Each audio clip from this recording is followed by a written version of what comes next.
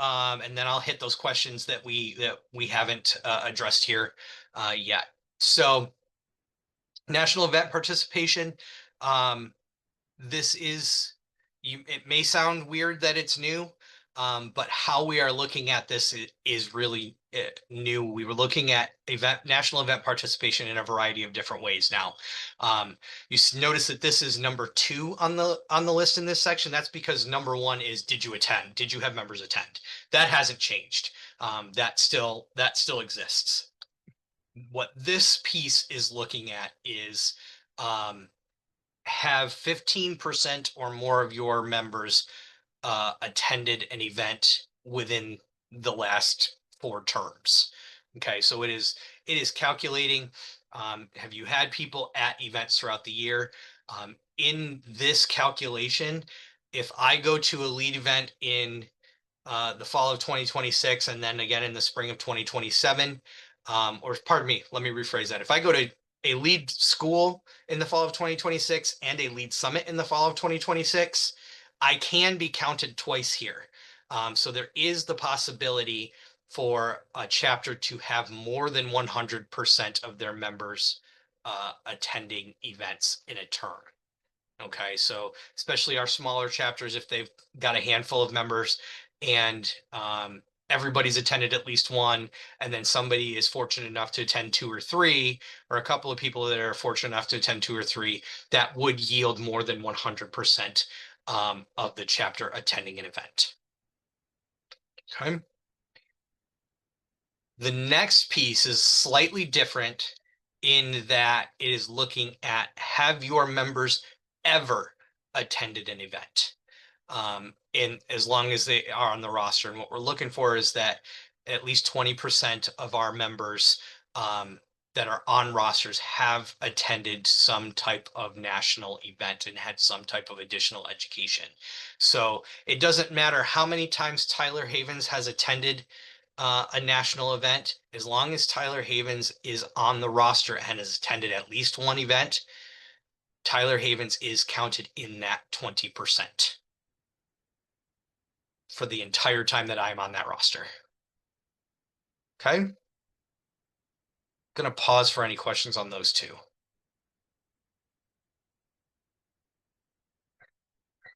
Okay. Then here we go. Okay. Question for later. Thanks, Tim. All right. So now we're going to get into some of the more local chapter programming expectations. Risk management events. I've talked on the hub help sessions about these. What we are looking for and the goals are providing some type of risk management education, at least annually. That is not new. The part that we are really looking at is as how many of the members are getting that risk management event, because ideally and in theory, increased education may decrease risky behavior. And so what we're looking for here for strong health is at least one risk management event within 12 months, so at least once a year, with 80% or more of their members present. And what the CMP evaluation is going to look at is not the date of submission for that risk management event. It's going to look at the actual date of the event, how many collegiates in good standing are on the roster on that date, and how many members did they report having attended that event. And so that's how it's going to be calculated. And the question here from Michaela is, if they do multiple sessions with 80%, does that count for strong health? Yes and no. So there is some evaluations on frequency of events and different thresholds of percentage. And what it's looking at is it's going to look at the most recent submission. So if you look at the CMP guide, you may see that they have done risk management event within the last 6 months, and 40% were in attendance. And so that'll be a different level than this strong health. Great question. And for these next few, that's really that is going to be consistent for the next few pieces that I'm going to mention here as far as local programming. So campus organizational cultural understanding, that's a lot of non-magic words for DEI. And so, we recognize that those are magic words on their campus. We are trying to, throughout the organization, minimize our use of those magic words. And so that's what we came up with for here. So here we're again trying to ask our chapters to at least annually provide some type of cultural understanding education. And again, that increased education may, we hope, increase a sense of belonging amongst our students. It is a similar threshold to the risk management event, and it is calculated the same way, just a different form. Professional events, little bit of a change here. We no longer have, under the professional and service events, which you will see here in a moment, the did you do X number of events?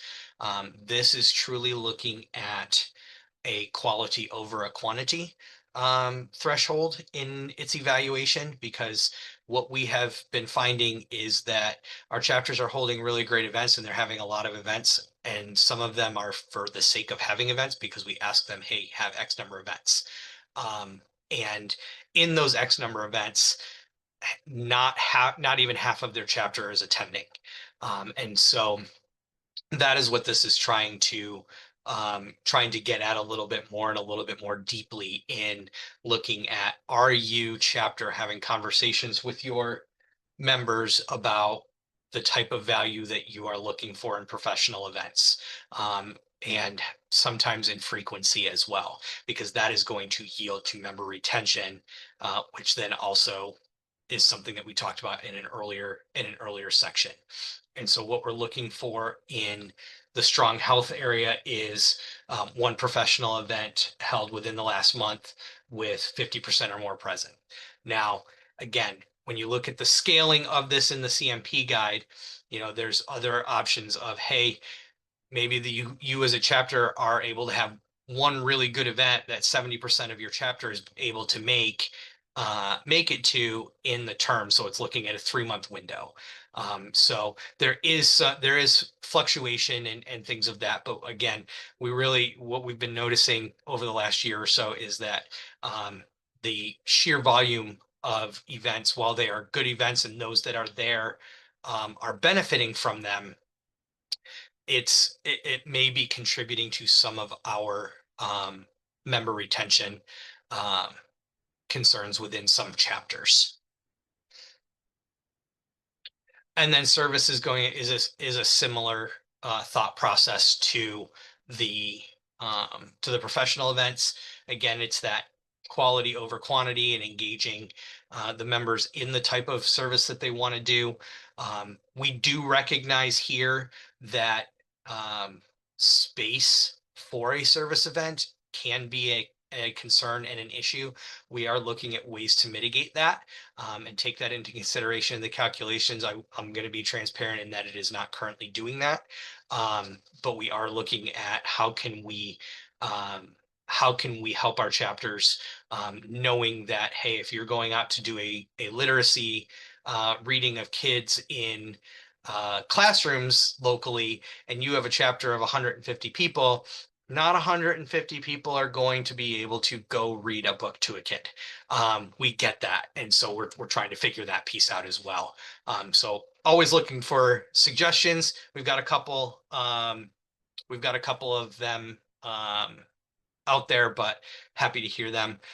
Great question in here. How does a chapter participating in the service event impact them if they only had one person attending? So that will show up at, we want to have them reporting both professional and service events. Those will still populate into their, Molly, I will get to your question, I promise. That will still populate into their awards applications, so that they don't have to retype and add those things. They should be reporting all of their events, regardless of whether they're hitting the CMP thresholds or not, for that reason, as well as their own records. But in this case that Molly is talking about, hey, we're reporting the the CMP, or excuse me, the GCC service event, we only had one person there. And so we, that would likely drop them down, but the next time they do a service event, because it is going to be based off their most recent submission, or date, the next time they do a service event, they'll rebound right back up. Okay. And so again, that's one of those pieces of, we recognize not everybody could get to GCC and there was a limited space. We hadn't quite figured out how to account for that one yet. Um, Another question here, how does the hub allow for multi-day service events? So the reading example, the chapter sets up multiple reading days, and 50% would have to go at least once. I don't believe that we had that set in the old CMP, old hub, but I believe that Jasmine has recommendations that they had provided to chapters that are doing multi-day events, even in the professional space, like career service events. So Jasmine, did you have any recommendations for putting in multiple or selecting a day or something of that nature? I don't remember, but I am making note of it to ask. Um, so it could be done a variety of different ways, Sarah. They could say, okay, we've got this set up each day and we're keeping track of it throughout the semester. And towards the end of the semester, we can say, okay, we did this event, we had X number of members participate in this event and submit one form, could submit one form for each time. That might seem a little bit daunting to do it that way if they're doing it each week throughout a semester. So I think it's probably more on the former, the, hey, we're just keeping track and we'll submit one form on this moving forward. Is there also going to be a selection for service if they do an event that is also a national initiative? Molly, yes, that button will still be on the form. However, it does not factor in to the CMP health evaluation. It is simply a data point for us now. Great question.